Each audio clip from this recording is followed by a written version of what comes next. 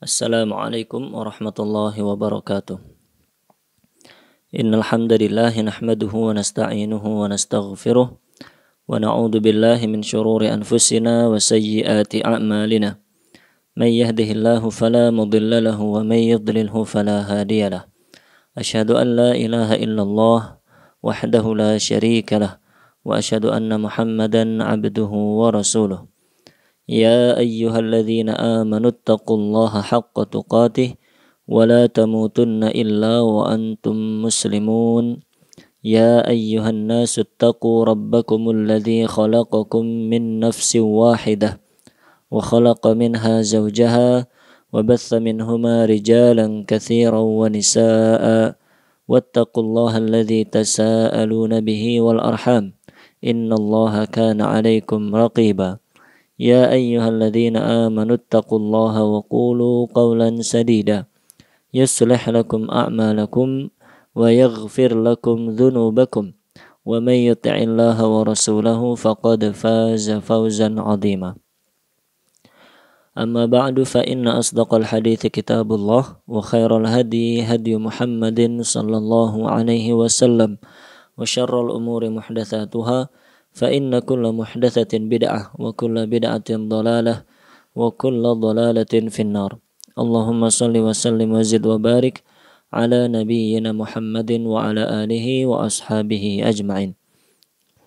Kaum muslimin dan muslimah jamaah yang dirahmati oleh Allah, alhamdulillah pada pagi hari ini kita kembali diberi kesempatan oleh Allah untuk berusaha mendekatkan diri kita kepada Allah Subhanahu wa taala dengan kita berusaha mengkaji dan mempelajari ayat Al-Quran dan hadis-hadis Rasulullah sallallahu alaihi wasallam.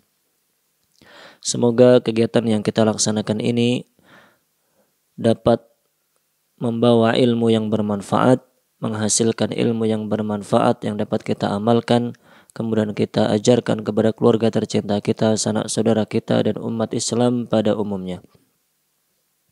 Kaum muslimin dan muslimah jamaah yang dirahmati oleh Allah, kita melanjutkan pembahasan kita tentang tazkiyatun nafas, pembersihan atau penyucian jiwa, yang kita baca dari sebuah buku kecil karya Fadilatul Syekh Abdul Razak bin Abdul Muhsin Al-Badr hafidhahumallahu ta'ala, yang berjudul Ashru Qawaid fi Tazkiyatin Nafas, artinya 10 kaidah dalam pembersihan jiwa.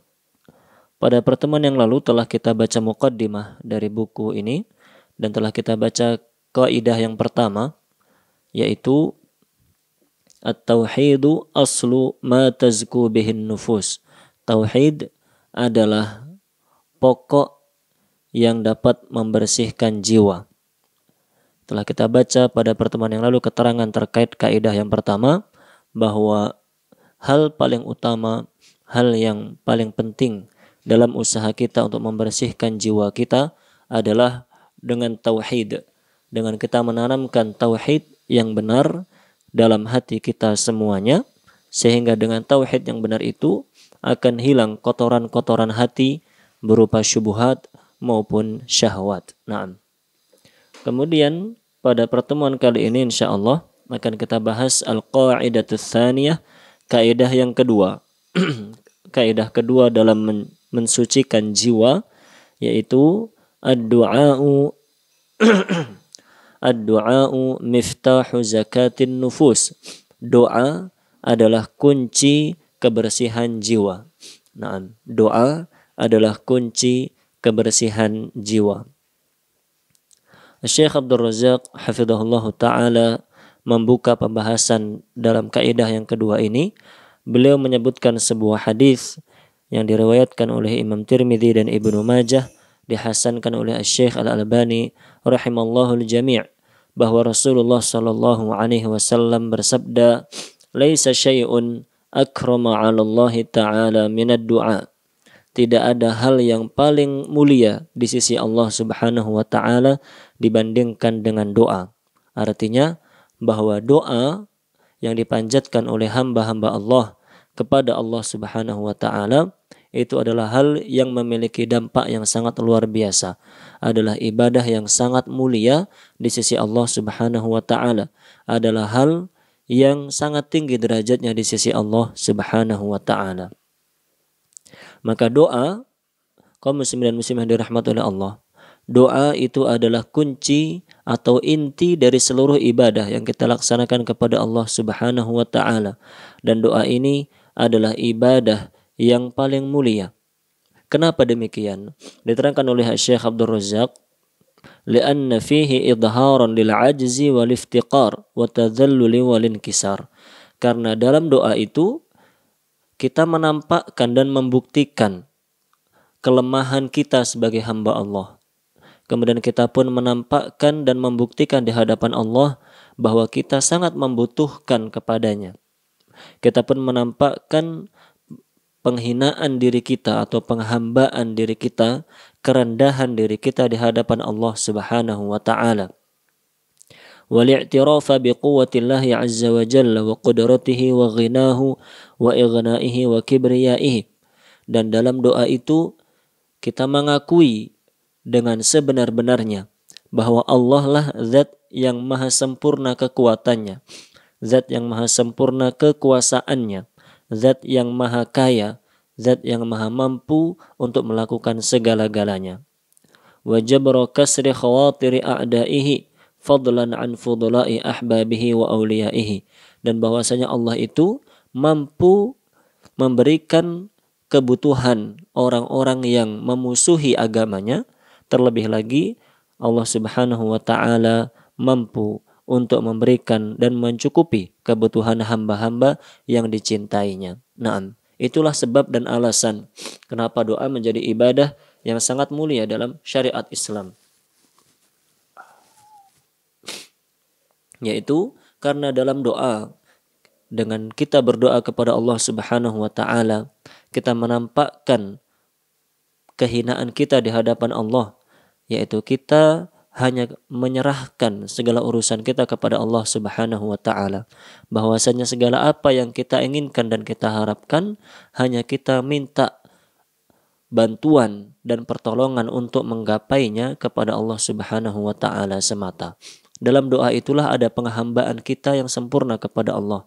Naam, dalam doa itu kita menyerahkan segala apa yang kita inginkan kepada Allah Subhanahu wa taala. Oleh karena itu, doa menjadi ibadah yang sangat mulia dalam syariat Islam. Dan doa ini merupakan kunci dari segala kebaikan. Sebagaimana dikatakan oleh Syekhul Islam Ibnu Taimiyah rahimahullahu taala, beliau mengatakan dalam Majmu' Fatawa, ad-du'a'u miftahu kulli khair. Doa itu adalah kunci dari segala kebaikan. Kebaikan dunia dan akhirat dapat kita peroleh dengan kita berdoa kepada Allah Subhanahu wa taala. Kebaikan dunia berupa badan yang sehat, naam, anak keturunan yang soleh dan solehah, rezeki yang lancar, rasa aman, naam, dan seluruh kebaikan dunia yang lainnya kita peroleh dari Allah Subhanahu wa taala, dan kita akan memperoleh itu ketika kita memohon kepada Allah Subhanahu wa taala. Begitu pula kebaikan di hari akhirat, dengan kita dijauhkan dari siksa api neraka. Naam, kemudian kita diperhitungkan amalnya oleh Allah dengan perhitungan yang mudah, dengan hisab yasir, dengan perhitungan amal yang mudah. Dengan kita diampuni dosa-dosa kita pada hari kiamat oleh Allah Subhanahu wa taala, dan dengan kita dimasukkan ke dalam surga oleh Allah. Kita dikumpulkan bersama orang-orang yang kita cintai, dan kita memperoleh derajat yang tinggi di dalam surga. Semua kebaikan akhirat itu kita dapatkan semata-mata dari Allah Subhanahu wa taala, dan hanya kepadanya lah kita meminta. Hanya kepada Allah kita meminta semua kebaikan tersebut. Naam, maka apa saja yang kita inginkan, kaum muslimin dan muslimah yang dirahmati oleh Allah, apa saja yang kita butuhkan, apa saja yang kita inginkan, apa saja yang kita harapkan, naam, semua itu kita mohon kepada Allah Subhanahu wa taala semata. Semua itu kita sandarkan kepada Allah Subhanahu wa taala semata. Karena Allah Subhanahu wa taala yang telah menjamin dalam Al-Qur'an bahwa siapa saja yang berdoa kepadanya, maka Allah Subhanahu wa taala yang akan mengijabahi dan mengabulkannya. Allah berfirman dalam surat Al-Ghafir ayat 60, wa qala rabbukum ud'uni astajib lakum. Dan Rabb kalian, Tuhan kalian telah berfirman, ud'uni, berdoalah kalian kepadaku, mintalah kalian semuanya kepadaku, astajib lakum, aku akan mengabulkan doa itu untuk kalian. Dalam ayat tersebut, kaum muslimin dan muslimah dirahmati oleh Allah, Allah Subhanahu wa taala mengabarkan bahwa Allah menjamin akan mengijabahi semua doa yang dihaturkan oleh hamba-hambanya kepada Allah Subhanahu wa taala. Tentunya dengan syarat, tentunya dengan ketentuan-ketentuan yang telah dijelaskan oleh Rasulullah sallallahu alaihi wasallam. Di antaranya bahwa doa itu bukan doa yang berbau maksiat, bukan doa yang mengandung pemutusan silaturahim. Naam, dan perlu diketahui pula bahwasanya Allah Subhanahu wa taala dalam mengabulkan doa para hambanya ada 3 cara. Naam, Allah mengabulkan doa hambanya dengan salah satu dari 3 cara yang Allah kehendaki. Pertama, bisa jadi Allah memberikan apa yang diminta oleh hamba tersebut. Hamba tersebut meminta rezeki misalnya, benar-benar Allah berikan rezeki kepadanya.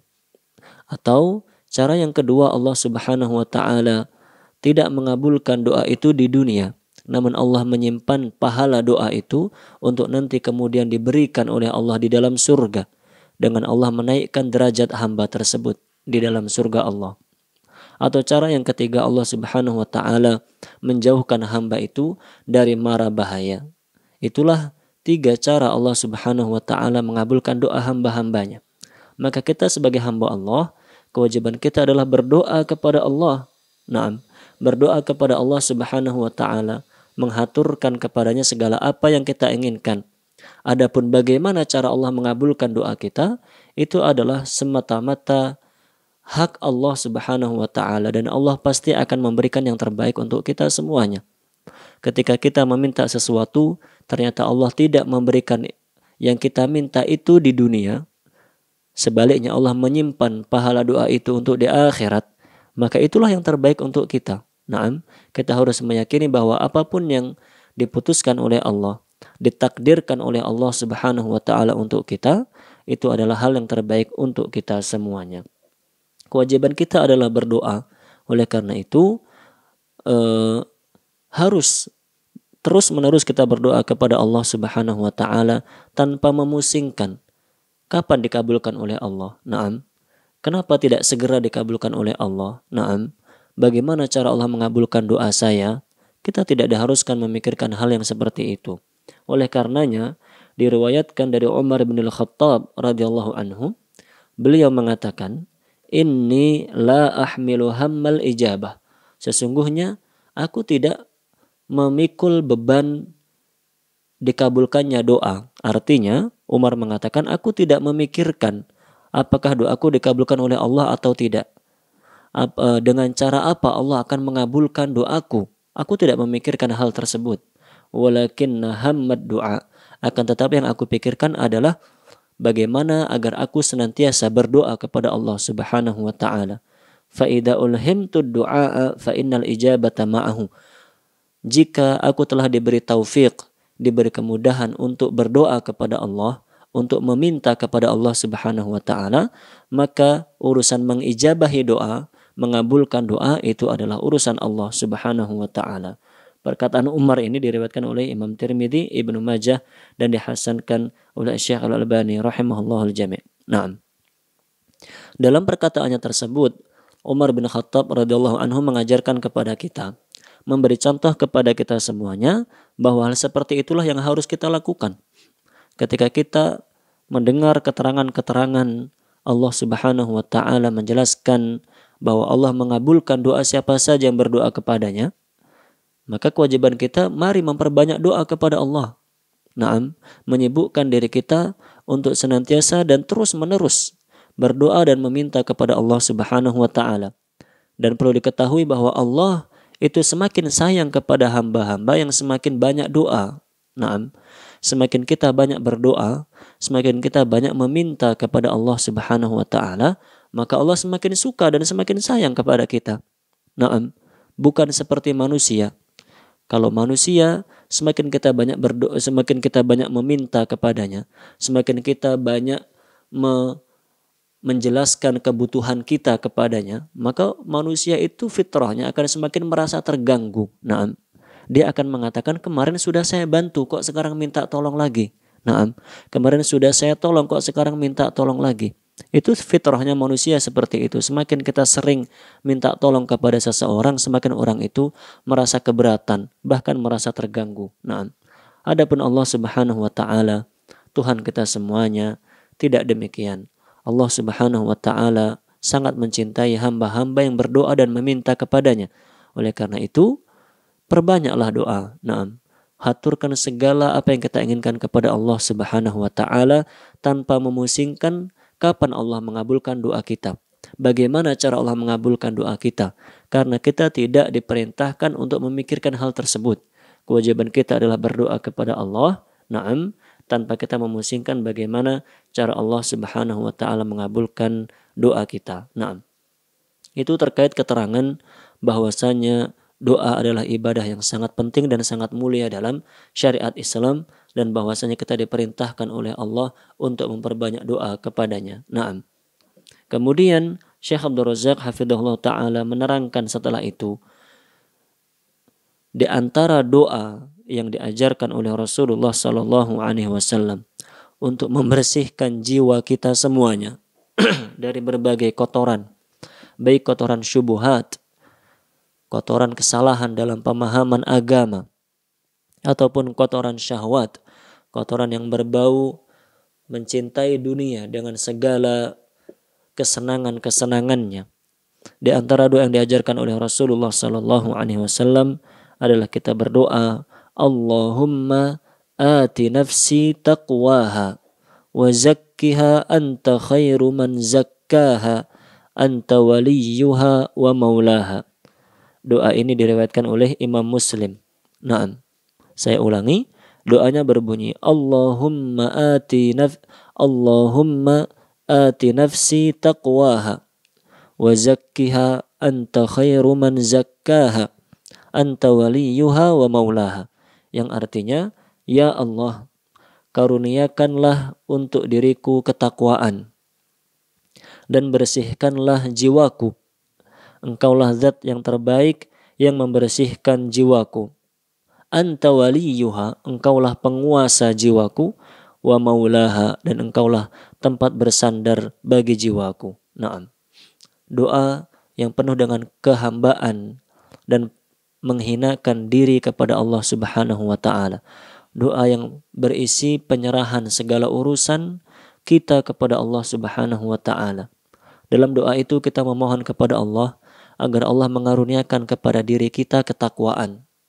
Naam, agar Allah mengilhamkan taufik kepada diri kita berupa ketakwaan kepadanya. Ketakwaan itulah yang menjadi modal utama kita dalam mengarungi kehidupan dunia ini dan menuju keselamatan di hari akhirat. Kita memohon kepada Allah agar dibersihkan jiwa kita dari segala kotoran syubhat maupun syahwat, dan memohon kepada Allah agar dikaruniai ketakwaan. Maka kita sebagai muslim dan muslimah harus memperbanyak doa tersebut, karena Allah Subhanahu wa taala dialah satu-satunya zat yang mampu dan berkuasa untuk membersihkan jiwa kita. Tidak ada orang lain, tidak ada pihak lain yang mampu membersihkan jiwa kita kecuali Allah Subhanahu wa taala. Mari perbanyak doa tersebut yang diajarkan oleh Rasulullah sallallahu alaihi wasallam.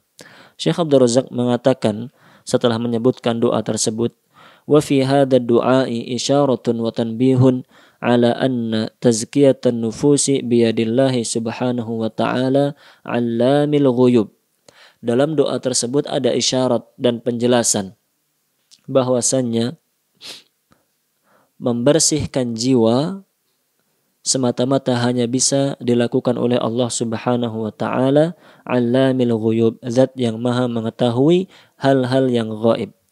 Wa anna miftahaha al-a'zama huwa ad-du'a wal iftiqaru ila Allah taala.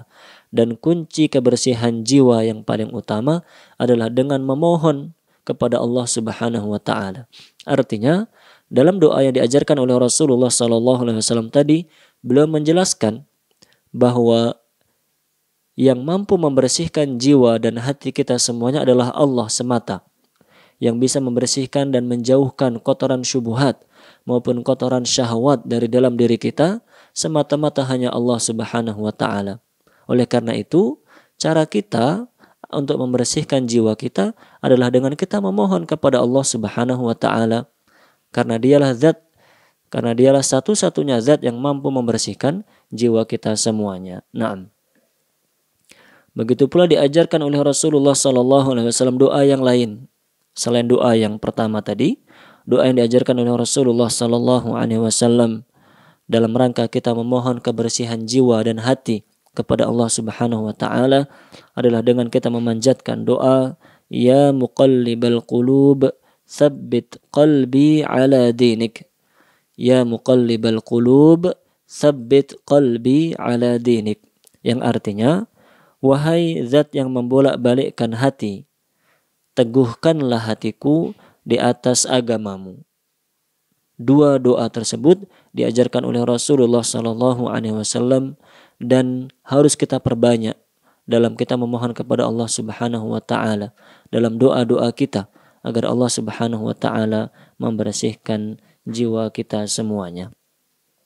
Syekh Abdul Razak hafizahullah taala kemudian mengatakan, "Famata ijtama'a 'alal 'abdi qalbuh," maka ketika seorang hamba berdoa dengan sepenuh hatinya, wasadaqat daruratuhu wa faqatuhu, penuh dengan rasa butuh dan berserah kepada Allah, wa qawiya raja'uhu, dengan penuh harap kepada Allah Subhanahu wa taala, wa lam yata'ajjal al-ijabah, dan tidak terburu-buru untuk segera diijabahi dan dikabulkan doanya, wa taharral awqatal fadilah, dan berusaha berdoa di waktu-waktu yang utama, waktu-waktu ijabah, fala yakadu yuraddu du'a'uhu, maka hampir-hampir tidak mungkin akan ditolak doa hamba tersebut. Kami ulangi, Syekh Abdul Razak hafizahullah ta'ala menyebutkan 5 hal. 5 hal yang jika kita lakukan, maka menurut beliau hampir-hampir doa kita tidak mungkin untuk ditolak oleh Allah Subhanahu wa taala.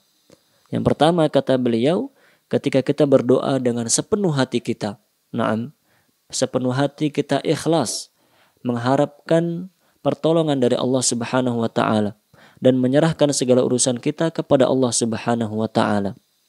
Kemudian yang kedua, kita menunjukkan kebutuhan kita kepada Allah, bahwasanya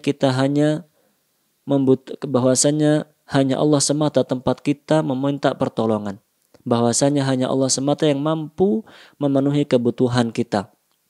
Kita nampakkan kebutuhan dan kelemahan kita di hadapan Allah Subhanahu wa taala. Kemudian yang ketiga, kita berdoa dengan penuh harap.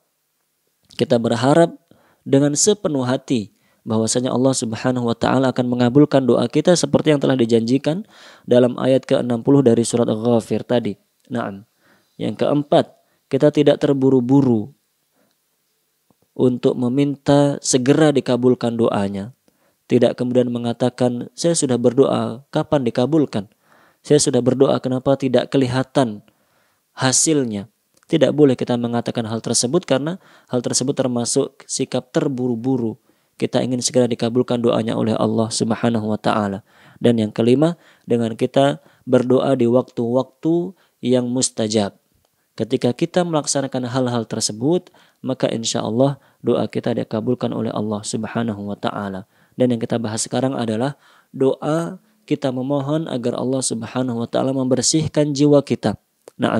Menghilangkan kotoran-kotoran syubhat, kesalahan-kesalahan dalam memahami ilmu agama, baik yang berkaitan dengan akidah, yang berkaitan dengan ibadah, yang berkaitan dengan muamalah, berkaitan dengan akhlak, berkaitan dengan segala hal yang terkait dengan ilmu agama. Jika ada kesalahan dalam pemahaman kita, kesalahan dalam ilmu yang kita miliki, maka kita mohon kepada Allah agar kesalahan itu dihilangkan dan dihapus, diganti dengan ilmu yang benar dan ilmu yang sesuai dengan Al-Quran dan Sunnah Rasul Sallallahu Alaihi Wasallam. Begitu pula Doa agar dihilangkan syahwat dari hati kita. Baik syahwat kepada lawan jenis, syahwat kepada harta, syahwat kepada tahta, syahwat kepada ketenaran, dan segala apapun yang berupa kesenangan-kesenangan duniawi, yang itu semuanya bisa merusak hati kita, bisa mengotori hati kita, maka kita mohon kepada Allah Subhanahu wa taala untuk dihilangkan segala kotoran-kotoran tersebut sehingga hati kita menjadi bersih. Naam. Dalam banyak ayatnya Allah Subhanahu wa taala mengabarkan bahwa Dialah satu-satunya zat yang mampu membersihkan jiwa kita. Hal itu disebutkan oleh Allah Subhanahu wa taala agar kita meyakini bahwa Allah yang mampu membersihkan jiwa kita, kemudian agar kita memohon kebersihan jiwa itu kepadanya semata.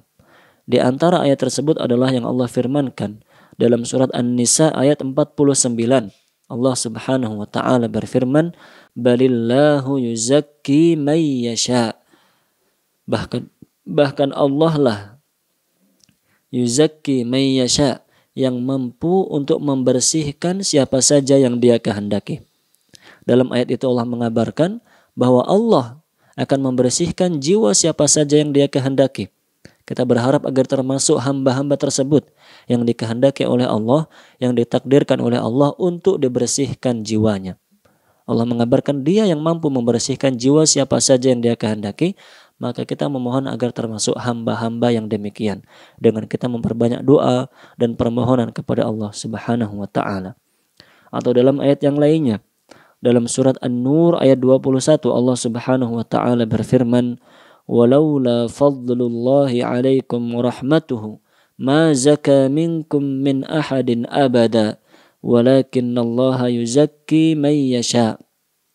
Yang artinya, seandainya bukan karena karunia Allah dan rahmatnya kepada kalian, maka tidak ada seorang pun di antara kalian yang akan bersih. Tidak ada seorang pun di antara kalian yang akan bersih.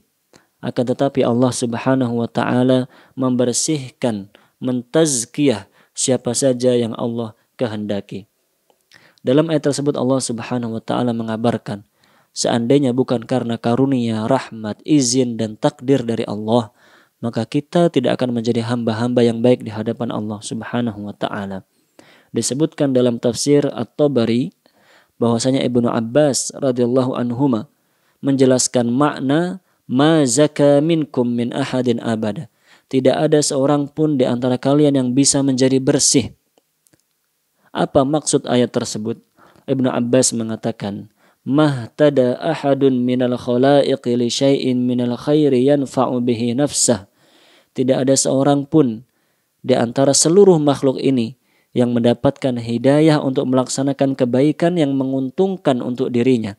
Walam yattaqi syai'an minasyarri yadfa'uhu an nafsih. Tidak pula ada seorang pun dari makhluk ini yang mendapatkan hidayah untuk menjauhi keburukan yang merugikan dirinya. Kullu dzalika innama huwa bimahdi fadlillahi azza wajal. Semua itu tidak lain adalah karena karunia Allah, adalah karena taufik, karena bimbingan, karena petunjuk Allah Subhanahu wa taala. Ketika kita melaksanakan amal soleh berupa salat fardu 5 waktu misalnya, melaksanakan amal soleh berupa puasa di bulan Ramadan, melaksanakan amal soleh berupa menyambung tali silaturahim, berbakti kepada orang tua kita, berkata yang jujur, mengajarkan ilmu kebaikan, na'am. Semua itu adalah amal soleh yang mampu kita laksanakan karena diberi izin oleh Allah Subhanahu wa taala, karena kita diberi kekuatan oleh Allah, karena kita diberi taufik dan rahmat oleh Allah Subhanahu wa taala. Bukan karena kita yang hebat, na'am, bukan karena kita yang soleh dan solehah, bukan karena kita orang yang bersemangat dalam beragama dan mengerjakan kebaikan. Lebih daripada itu, bahwasanya kita melakukan semua kebaikan tersebut semata-mata karena izin dari Allah Subhanahu wa taala. Oleh karena itu, dalam sebuah perkataannya Imam Syafi'i rahimahullah taala menjelaskan bahwa kita wajib bersyukur kepada Allah dengan mengucapkan alhamdulillah. Namun perlu diketahui bahwasanya ketika kita mampu mensyukuri nikmat Allah dengan mengucapkan alhamdulillah, itu pun juga sebuah nikmat yang harus kita syukuri lagi. Naam. Kemudian rasa syukur yang kedua, ucapan alhamdulillah yang kedua untuk mensyukuri nikmat yang pertama tadi, itu pun juga nikmat yang harus kita syukuri dengan kita mengucapkan alhamdulillah yang ketiga kalinya. Begitu seterusnya, bahwa ketika kita diberi nikmat oleh Allah, satu nikmat, kita bersyukur kepada Allah dengan mengucapkan alhamdulillah. Maka perlu kita ketahui bahwasanya ketika kita mampu mensyukuri nikmat dengan mengucapkan alhamdulillah itu, pada hakikatnya itu pun merupakan nikmat dan karunia dari Allah. Sehingga kita harus mengucapkan alhamdulillah yang ketiga kalinya untuk mensyukuri nikmat yang kedua dan yang pertama tadi. Kemudian setelah itu pun kemampuan kita mensyukuri nikmat Allah itu mengharuskan kita mengucapkan alhamdulillah yang keempat kalinya untuk mensyukuri nikmat yang pertama, kedua, dan ketiga. Begitulah seterusnya. Diterangkan oleh Imam Syafi'i bahwasanya tidak ada henti-hentinya kewajiban kita untuk bersyukur. Mensyukuri nikmat Allah tidak cukup dengan mengucapkan alhamdulillah satu kali, tidak cukup dengan mengucapkan alhamdulillah 33 kali ataupun 100 kali dalam sehari semalam. Mengucapkan alhamdulillah itu tidak terhingga jumlahnya. Kita harus senantiasa memuji Allah dengan mengucapkan alhamdulillah, dengan mengucapkan tasbih subhanallah, takbir Allahu akbar, tahlil la ilaha illallah, dan seluruh al-kalimat at-tayyibah, kata-kata yang baik, zikir-zikir, sanjungan dan pujian kepada Allah Subhanahu wa taala harus senantiasa kita ucapkan dalam rangka kita bersyukur kepada Allah Subhanahu wa taala. Karena apa? Karena semua kebaikan yang kita miliki itu adalah karunia dari Allah Subhanahu wa taala. Bahkan ketika kita melaksanakan perintah Allah, ketika kita melaksanakan perintah Allah, mentaati Allah, melaksanakan sholat, mengerjakan puasa, dan seterusnya, semua itu berkat pertolongan Allah Subhanahu wa taala. Oleh karena itu, tidak ada hentinya kita harus senantiasa bersyukur kepada Allah Subhanahu wa taala. Begitu pula ketika kita mampu dan bisa menjauhi larangan-larangan Allah, itu pun merupakan karunia Allah Subhanahu wa taala, sehingga kita pun harus bersyukur kepada Allah Subhanahu wa taala karena telah dimudahkan oleh Allah untuk menjauhi larangan-larangannya. Naam. Kaum muslim dan muslimah yang dirahmati oleh Allah Subhanahu wa taala, karena mensucikan jiwa, membersihkan jiwa dari syubhat maupun syahwat hanya mampu dilakukan oleh Allah Subhanahu wa taala, bukan selain dari Allah Subhanahu wa taala.